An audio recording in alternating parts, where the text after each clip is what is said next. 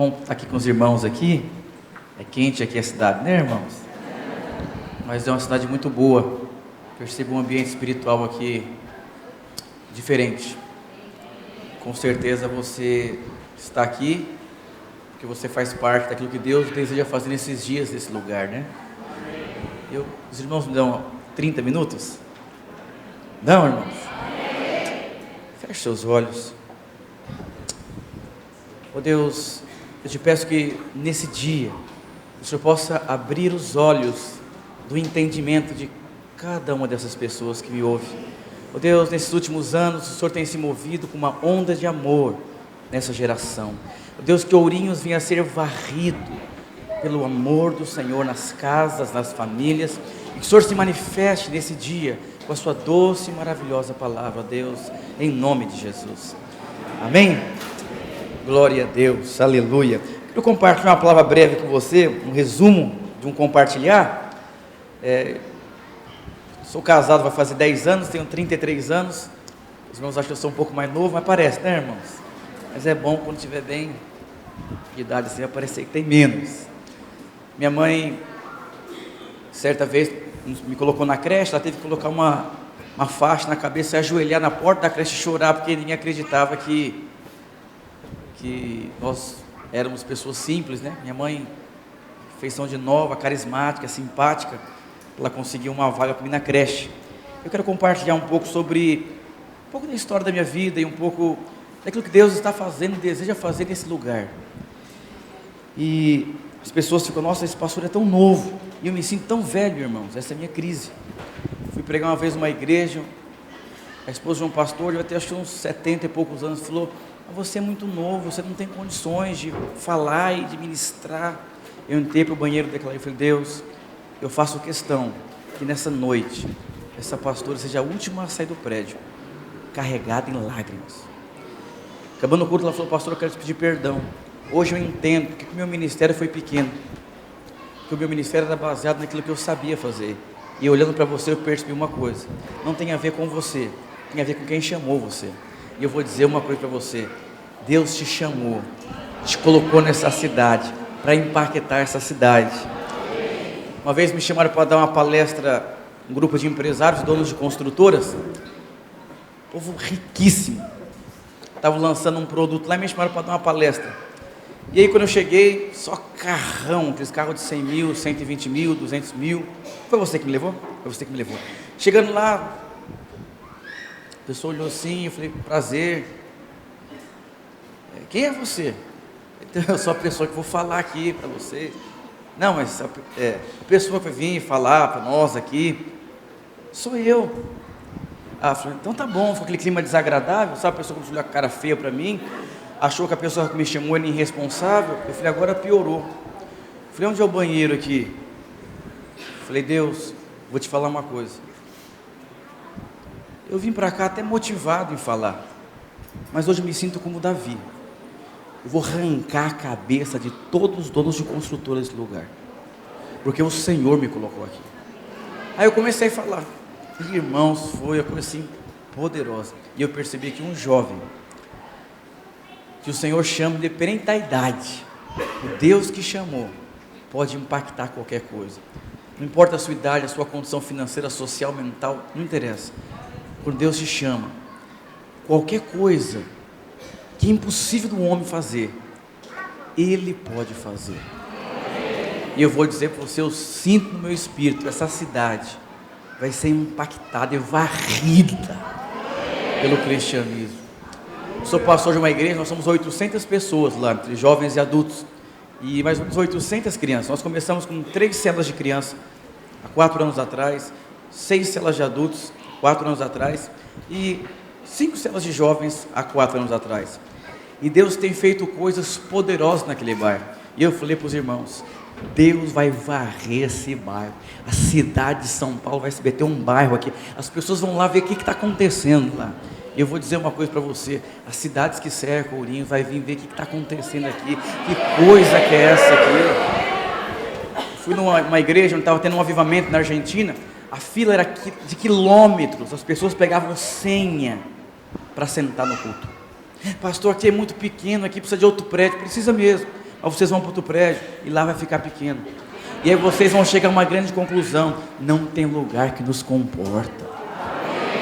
E eu vou dizer uma coisa para você: as pessoas ficavam na fila assim com a senha, meu Deus, chega a minha vez. E muitos ficavam horas na fila. E quando chegava a vez da pessoa, o segurança falava: ó, não cabe mais. E eu vou dizer: isso é poder de Deus.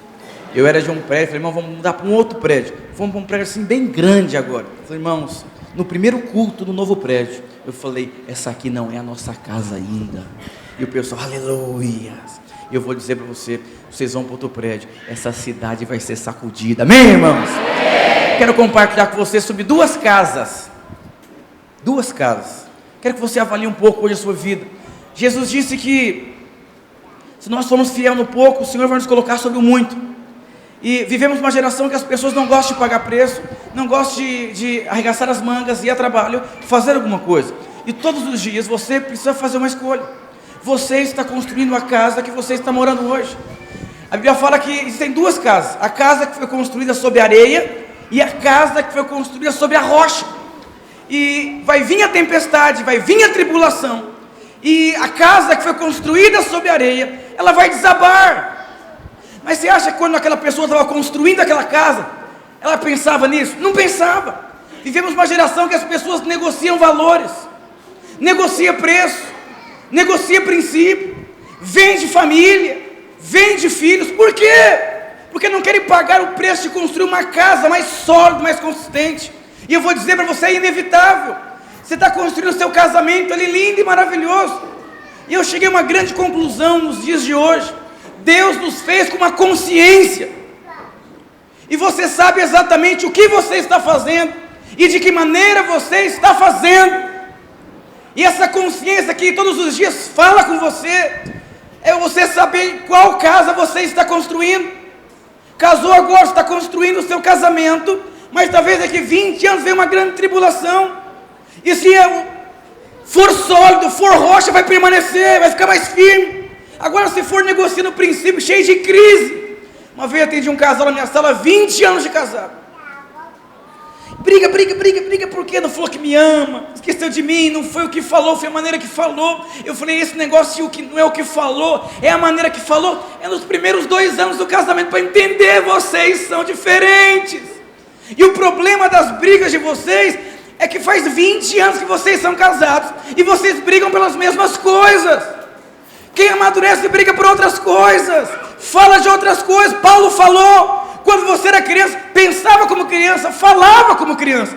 Mas um dia agora você fala como adulto, pensa como adulto, medita como adulto. Então mudou completamente. E eu vou dizer para você: essa cidade pode se encher de irmãos. Na igreja primitiva, os cristãos eram conhecidos como os pequenos cristos na terra. Eu sei que a cidade aqui é pequena. O bairro onde eu estou tem 168 mil habitantes. E há muitos anos atrás, a igreja videira tinha algumas células que eram proibidas de entrar em alguns bairros. Sabe por quê? O mau testemunho dos irmãos. Eu fiz uma reunião esses dias da minha igreja: irmãos, ceiamos sob o padrão, aliança do que nós queremos, testemunho. Porque o bairro vai ser varrido de um mau testemunho ou de um bom testemunho? É a casa. Que tipo de casa essa igreja está construindo, irmãos? Rocha ou areia? E eu vou dizer: houve um dia que Jesus perguntando: quem diz em que eu sou? E Pedro falou: tu és o Cristo, o Filho do Deus vivo. E ali, a rocha, que é Jesus, e teve revelação, e se torna um dos principais fundadores da igreja primitiva. Eu vou dizer uma coisa: quem é Jesus para você? Porque exatamente quem for Jesus para você vai definir como você vai construir a sua casa. Vivemos em dias que os cristãos não conseguem lidar com as suas próprias crises emocionais, aquelas inconstâncias. Um homem, um Shrek, sabe o que é um Shrek? Um homem duro, grosso, bruto, ignorante com a esposa, e não entendeu que Jesus é doce, Jesus é amor, Jesus é vida, mas ele não está preocupado. Mas depois de alguns anos, eu adoro ler, eu sou especializado em aconselhamento pastoral no seminário que eu fiz, li centenas de livros. E tem um livro muito bom que chama Amor Tem Que Ser Firme, conta a história de um casal, que o marido tratava a mulher assim, sem amor, pagava as contas, tudo, foi crescendo, e o filho começou a reparar: mamãe, o papai não te ama.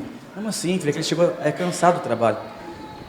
Aí a mãe faz uma comidinha, o marido não honra, não fala que: mamãe, o papai não te ama. Como assim, que está cansado? Os anos foram passando. Quando os filhos completaram 18 anos de idade, a mulher recebeu uma carta do marido: eu só esperei eles completarem 18 anos e fui atrás de alguém que me ama. Eu vou dizer uma coisa: um casamento construído sobre areia, filhos construídos sobre areias, células construídas sobre areias. Eu vou dizer uma coisa para você: se Ourinhos edificar uma obra baseada na rocha, essa cidade vai ser impactada, sua casa vai ser impactada. E esse é o grande desafio. Eu te pergunto hoje: quem é o Senhor para você? O que é ser cristão para você? Quando você olha para o seu casamento, você enxerga o quê? Quando você olha para os seus filhos, você enxerga o quê? A minha esposa veio de um lar completamente desestruturado. Uma mulher vizinha da minha esposa era pequenininha, Radicais Kids, pequenininha assim, começou a pregar para minha esposa, e levava minha esposa na escolinha dominical, na igreja batista, e os anos foram passando, e hoje essa mulher que levou a minha esposa, ela é da igreja que eu sou pastor, e minha esposa fala na vida dela. Sabe por quê? Porque uma mulher olhou para uma criança e enxergou: vai ser uma pastora. Mas se aquela mulher não tivesse enxergado dessa maneira, eu vou dizer para você, de que maneira você enxerga o seu casamento, de que maneira você enxerga essa igreja, de que maneira você enxerga o propósito de Deus, de que maneira você enxerga os seus empreendimentos. Quantos paulistas, eles querem abrir o seu próprio empreendimento só para não trabalhar para os outros? Essa não deve ser a maneira que um empresário, um empreendedor deve enxergar os seus negócios. Deus criou você para ser influente, próspero, empreendedor, proativo, cheio de iniciativa, produzindo emprego. Porque quando você enxerga da maneira que Deus enxerga, o céu é o limite, Deus se move na sua vida. Primeiro livro que eu escrevi só por escrever assim, mas eu enxerguei uma coisa: esse livro vai impactar, um livro de crise. Esse meu livro chegou lá no sertão do Ceará, e numa capela de missa, o padre fazia missa durante não sei quantos mil anos, as pessoas iam tristes, voltavam tristes, e aquele livro chegou até ele começou a ler o livro sobre crise, e começou a mexer. E sabe que você pegar um cocô assim de algum animal que está seco, não fede, mas se você mexer, o cheiro sobe. Está cheio de pessoas que está morta, duro a crise, aprendeu a conviver assim, fazer a mesma coisa, assim, igreja, casa, pizza, come, célula, e está cheio de coisa aqui, de insatisfação. E esse padre leu o livro, ele ficou muito mexido. No livro tem orações sobre crise. Ele começou a orar e começou a chorar, e algo começou a incomodar ele, e ele pediu para entrar em contato comigo. Meu pai é do norte, veio para cá, se ele podia usar o livro para fazer as missas dele. Enquanto ele fazia as orações do livro, as pessoas começavam a repetir a oração do livro, as pessoas começaram a chorar, as pessoas começaram a ficar numa crise profunda, que havia vida dentro delas, que havia alguma coisa que não foi tocada dentro delas, e aí automaticamente o Senhor começou a se mover naquele lugar. Eles começaram a falar: eu quero fazer parte dessa vida, desse Jesus, é diferente, eu sinto alguma coisa. E eu vou dizer para você uma coisa: tudo é uma questão da maneira que você enxerga. Tudo é uma questão da maneira que você enxerga. Se você não enxergar Jesus como uma rocha da sua vida, como que você são uma pessoa da rocha, pastor? São suas crises, suas inconstâncias, seus amores, para onde você quer, o que você reclama, as suas insatisfações. Isso revela a maneira que você enxerga tudo que cerca você. Vamos para um prédio novo. Sabe o que vai precisar naquele prédio novo? De muito dinheiro para reformar, colocar ar-condicionado, ter salas de criança. E eu vou dizer, você que está aqui, Deus vai colocar riquezas na sua mão. Deus quer levantar uma igreja que é fiel. Sabe por que Deus se importa com a fidelidade? Porque Deus não pode prosperar um homem infiel. E quando Deus acha homens fiéis, Deus começa a colocar muita riqueza na mão deles. Irmãos, a minha igreja é um lugar, não é um lugar de rico, é um lugar periférico da cidade de São Paulo. Nós temos muitas pessoas muito prósperas lá. Nós temos psicólogos, assistentes sociais, donos de escola particular, nós temos japonês, temos empreendedor, temos empresário, temos de tudo ali. Mas sabe por quê? Tínhamos 3 empreendedores quando começou a igreja. Hoje 60% da igreja é empreendedora. Porque eles entenderam, Deus me chamou, sabe para quê? Para patrocinar a obra de Deus. E eu vou prosperar. Sabe como que eu vou prosperar? A mesma crise que um pastor tem, um empreendedor deveria ter. de depender de Deus. Tem irmão que abriu uma lanchonete, temos dono de imobiliária, temos lanchonete, temos de tudo lá, donos, irmãos que cheio de crise, não tinha dinheiro, não tinha carro, não tinha nada, e quando eles entenderam que a nossa igreja é um lugar influente, o Senhor está se movendo, as pessoas vão vir, o que está acontecendo aqui? É a maneira que nós enxergamos. Quando você muda a maneira de enxergar o seu casamento muda. Quando você muda a maneira de enxergar os seus filhos mudam. Quando você muda a maneira de enxergar a sua liderança muda. Tudo é uma questão da maneira que você enxerga. Deus começou a prosperar as pessoas. O irmãozinho falou: pastor, eu quero te dar uma oferta da minha vida. Morava num ferro velho, dormia num ferro velho, um saco de pão, tinha 3.000 reais dentro. Eu falei: meu Deus. Um tempo depois, ele era sócio, dono de ferro velho. A pessoa desfez a sociedade e foi embora. Esse ferro velho começou a prosperar. Ele começou a dar oferta de 10.000, de 5.000. Outro irmão que é psicólogo, muito conceituado em São Paulo, cuida de 40 psicólogos dentro do hospital particular. Ele que fala: fulano vai morrer, seu pai vai morrer. Ele treina os psicólogos para fazer isso. Ele escreveu uma carta a todos os alunos que formaram em psicologia, e daqui 10 anos, como eles estariam baseados na profissão deles. 3 anos depois que ele escreveu a carta, ele foi lá buscar a carta e leu a carta com o testemunho no culto. Depois que eu tive uma experiência com Deus, eu entendi o que está por trás da igreja.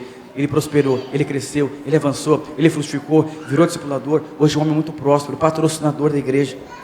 Deu uma oferta de 10.000 reais no culto das primícias. Um ano depois, ele estava em crise, ele queria comprar uma casa, mas tinha oferta das primícias. Ele falou: não vou vender a oferta das primícias. O Senhor que fez, eu sou grato a Ele. O que Deus fez na minha vida não tem dinheiro que pague. Vendeu um carrão que ele tinha para comprar um carro inferior, para dar a oferta das primícias de gratidão. E sabe o que aconteceu? Ele desfez, não deu para ele comprar a casa que ele queria comprar. Conversando com o corretor no hospital, a patroa ouve e falou: o que foi, Rodrigo? Quanto que é a casa? Vou pagar essa casa para você, eu vou descontando o seu salário aos pouquinhos sem juros. Fica tranquilo, filho, você é alguém diferente. Sabe o que é isso? É alguém que entendeu o que está por trás da igreja. Não tem como. Quando Deus acha homens fiéis, Deus começa a prosperar. Existem milhões e milhões de reais que Deus vai colocar no meio aqui. Sabe por quê? Para prosperar, para transformar aquela igreja numa igreja padrão, a maior igreja de Ourinhos, um mover do Espírito sendo estabelecido, uma geração de jovens, uma identidade de crianças. Vai ser poderoso. Aleluia. Certa vez um mestre quis trazer uma lição para os seus discípulos. Ele pegou um grande vaso e colocou uma rocha no meio.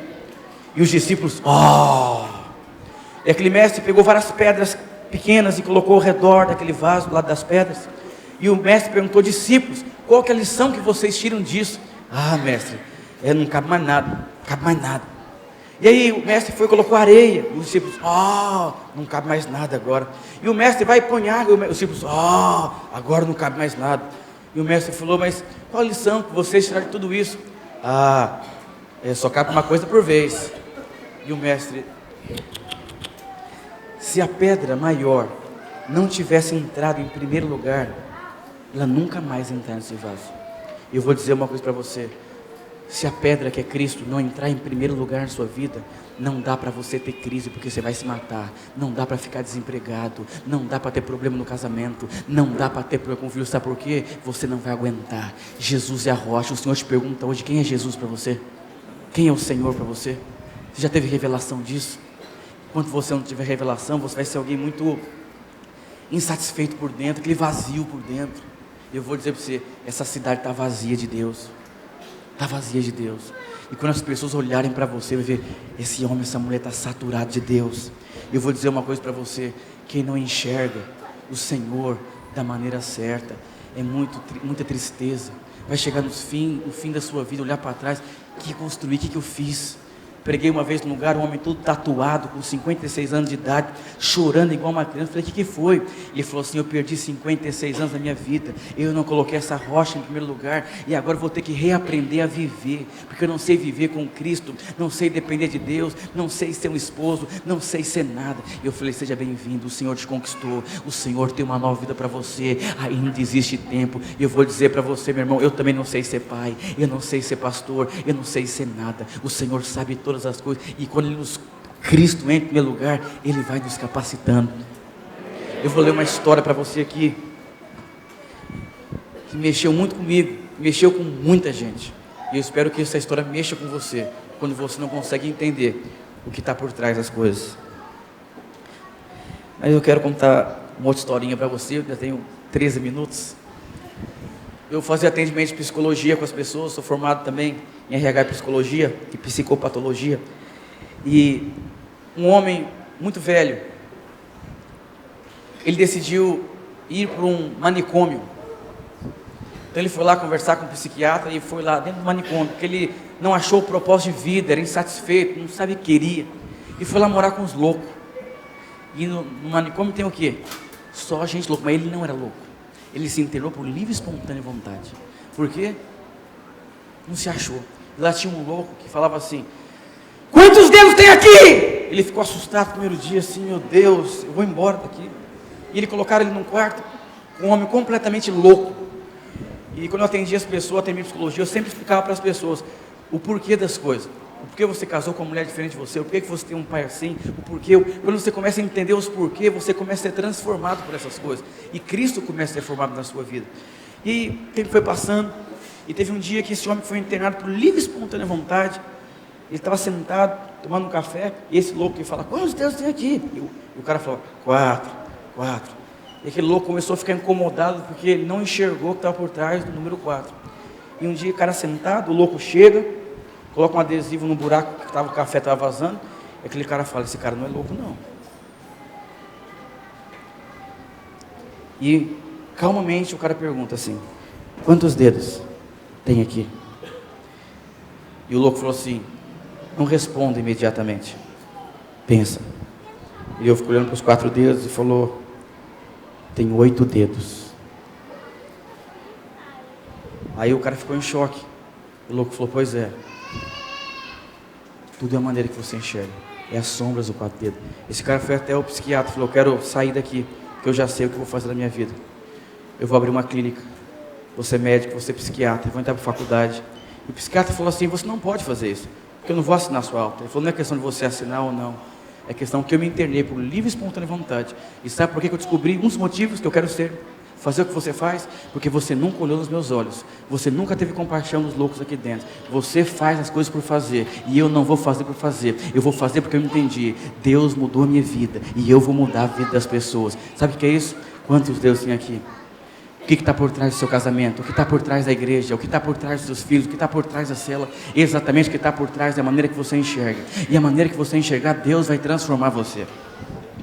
Olha o que diz essa história aqui, que impactou a minha vida. Tudo uma questão do que está por trás. Muitas frases que você ouve. Outro dia tive o privilégio de fazer algo que adoro. Fui almoçar com um amigo. Hoje, chegando perto dos seus 70 anos de idade. Gosto disso, são raras as chances que tenho de escutar suas histórias e absorver um pouco da sabedoria das pessoas que já passaram por grandes experiências na vida. Depois de um almoço longo, no qual falamos bem pouco de negócios e muito sobre a vida, ele me perguntou sobre negócios. Contei um pouco do que estava fazendo. Meio sem querer, ele disse: pois é, empresário, hoje tem de matar um leão por dia. Sua resposta rápida foi afiada: não mate o seu leão, você deveria cuidar dele. Fiquei surpreso com a resposta, e ele provavelmente deve ter notado a minha surpresa, pois ele disse: deixe-me contar a história que quero compartilhar aqui com você. Segue mais ou menos o que consegui lembrar da conversa com Pierre. Existe um ditado popular antigo que diz: todos os dias tem que matar um leão. E por muitos anos eu acreditei nisso, acordava todos os dias querendo encontrar o leão. A vida foi passando e muitas vezes me vi repetindo essa frase. Quando cheguei aos 50, meus negócios já tinham crescido muito, precisava trabalhar um pouco menos. Mas eu sempre me lembrava do tal leão. Afinal, quem não se preocupa quando tem que matar um leão por dia? Pois bem, cheguei aos 60, decidi que era hora de parar e colocar os meus filhos diante da empresa. Mas qual foi a minha surpresa? Que nenhum dos meus 3 filhos estavam preparados. A cada desafio, eles desmoronavam emocionalmente. Para minha tristeza, tive que voltar atrás dos negócios e colocar outra pessoa como gerente. Existe um fracasso, ele me fez pensar muito. O que fiz de errado no meu plano de sucessão? Hoje, do alto dos meus quase 70 anos, tenho uma suspeita. A culpa foi do leão. Novamente eu fiz cara de surpreso. O que o leão tem a ver com a história? Ele, olhando para um horizonte, como tentando buscar um passado distante, disse: pode ser que a culpa não tenha sido certamente do leão, mas fica mais fácil justificar dessa forma, porque desde quando meus filhos eram pequenos, dei de tudo para eles. Uma educação excelente, oportunidades de morar no exterior, estágio em empresa de amigo, mas ao dar tudo, esqueci de dar um leão para eles, que era mais importante. Meu jovem, aprendi que somos resultado dos nossos desafios. Quão grande for o desafio, maior você será. Quanto menor o desafio, menor você será. Diga para o seu irmão, cuida bem do leão.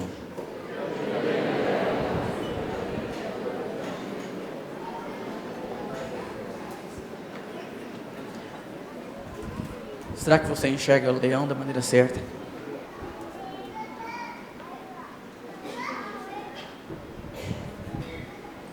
O que chocou aqueles donos de construtoras foi essa história. E um riquíssimo deu tudo para os filhos e falou: eu posso falar uma coisa? Para todo mundo aqui, falei: pode. Eu sou o que eu sou porque eu não tinha opção na minha vida, eu só tinha leões para matar. E o que me formou foi os leões. E eu acho que eu estou fazendo um desserviço para meus filhos. Eu devo dar coisas para meus filhos, sim, mas eu tenho que dar junto com um leão. Um pai da minha igreja falou: pastor, eu vou dar um carro para meu filho. Você pode até dar, mas dá o IPVA para ele pagar também, dá gasolina para ele encher também, fala para ele trocar o pneu também, trocar o óleo também, pagar o seguro do carro também. Sabe por quê? Porque você não está preparando o seu filho, ele está preparando um esposo que vai cuidar dos seus netos. E se você não preparar bem o seu filho, coitado da sua nora, dos seus netos, eu vou dizer uma coisa: ah não, pastor, não penso bem assim. Bateu 2 vezes o carro, ralou o carro, deu PT no carro, não morreu, o seguro foi lá para cima. Agora, está vendo?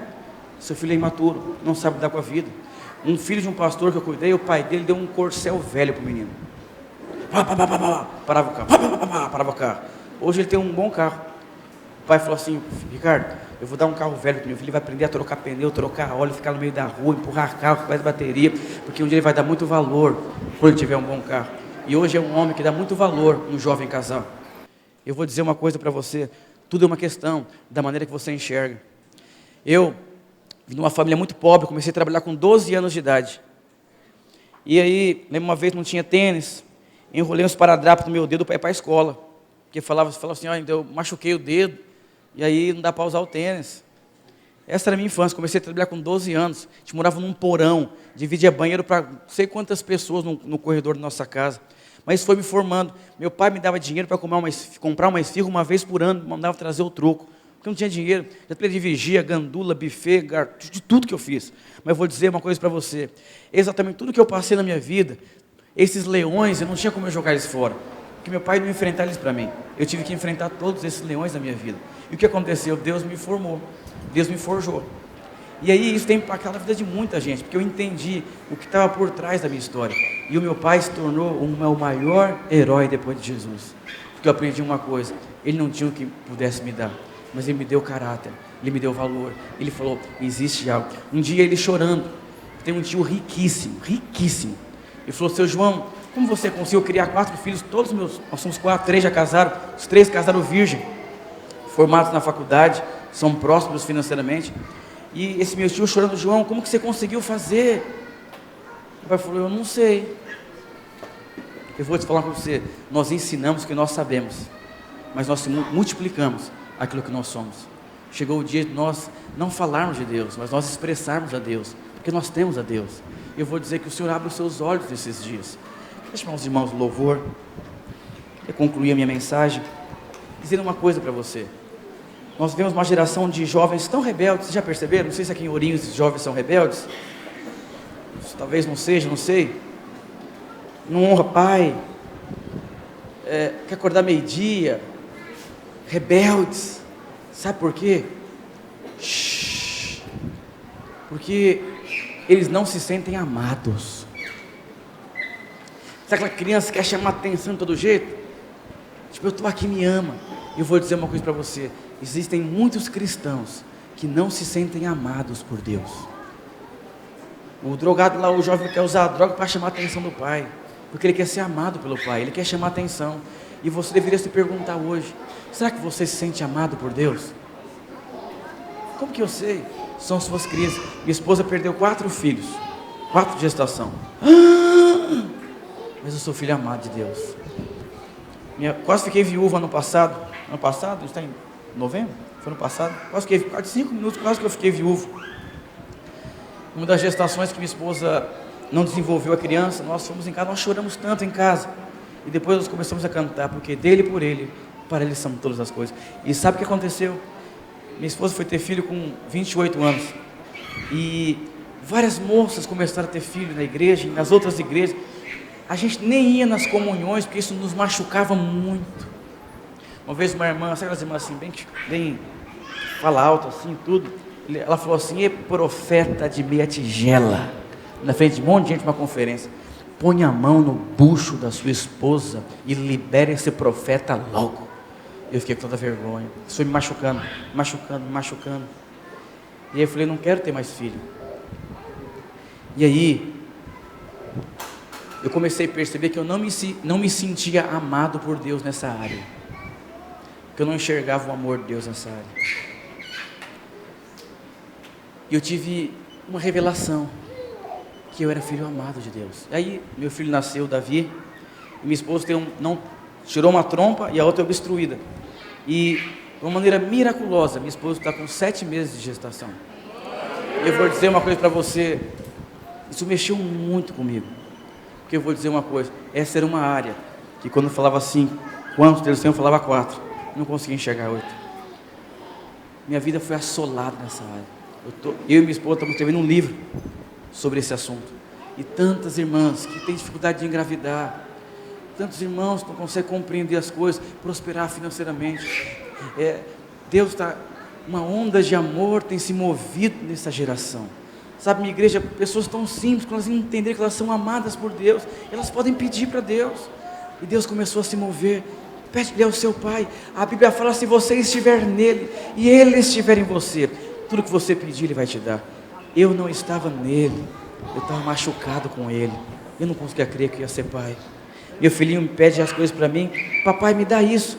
Eu falo: "Filho, por que eu deveria te dar?" Eu estou ensinando a minha esposa a falar para ele: "Papai, você vai me dar porque eu sou amado e porque eu sou seu filho." Porque ele vai crescer um dia, quando ele começar a passar por todas as crises da vida, ele vai entender uma coisa: que ele é amado de Deus e que ele é filho de Deus. Isso vai proteger a sua vida, porque você sabe, o Senhor me ama, o Senhor está no controle de todas as coisas. E esses últimos meses da minha vida, eu tenho experimentado o que eu nunca experimentei na minha vida. E eu vou dizer para você: Deus está te esperando de braços abertos. Ele é o seu Pai. Lá no Éden, quando o homem pecou: "Adão, aonde você está?" Deus não estava preocupado com o que o homem fez. Deus estava preocupado com o homem. E eu vou dizer para você: talvez você está preocupado com o que você fez, com seus pecados. Deus não está preocupado. Deus é o seu Pai. Ele está preocupado com você. "Mas pastor, olha quem eu sou." Deus não está preocupado. Ele é o seu Paizinho. A Bíblia fala que o Senhor veio manifestar o nome de Deus: Abba Pai. Abba Pai significa papaizinho. Meu pai veio do norte, trabalhou muito para sustentar 4 filhos. Então eu nunca tive um relacionamento profundo e próximo do meu pai. E eu entendi. E os psicólogos cristãos mais nomeados dos Estados Unidos dizem exatamente a maneira que você enxerga o seu pai e se relaciona com o seu pai. Quando você se converter de fato, você vai transferir essa visão. Eu achava que Deus era distante de mim, da mesma maneira que meu pai foi distante de mim. Mas quando eu comecei a ter experiência com Deus, eu comecei a descobrir: Deus é meu Pai, Deus me ama, Deus está comigo. E tem um cântico muito bonito e muito profundo, que esse cântico precisa entrar dentro de você. E eu vou dizer para você: você é um filho amado. Só o último testemunho: eu moro num apartamento no primeiro andar, e estão construindo uma churrasqueira lá, e bem em frente à minha sacada. Eu falei: Deus, eu queria morar mais para cima. Eu falei para o porteiro: tem alguns apartamentos vagos? Só tem 4, mas um não entra, que o dono é louco. Mas por que louco? Ele investiu 50 mil reais no apartamento de reformando. Eu falei para ele que já tinha 3 vagos, fazia anos, com essa crise, não vai alugar. Peguei todas as chaves, falei: amor, vamos ver os apartamentos. Ela toda empolgada. Falei: mas os 74 eu vou entrar só por entrar, porque nós não temos condições de alugar.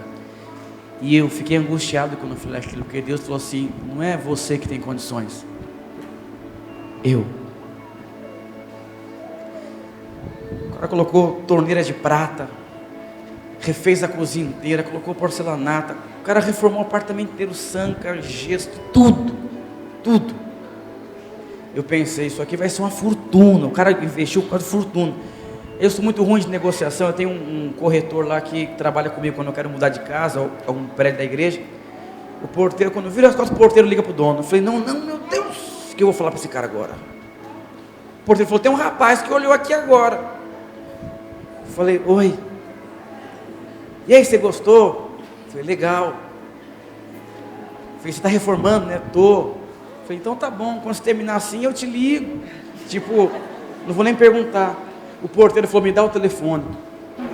Falou pro rapaz, seu Carlos, ele é um pastor. Eu falei, agora piorou mesmo o negócio.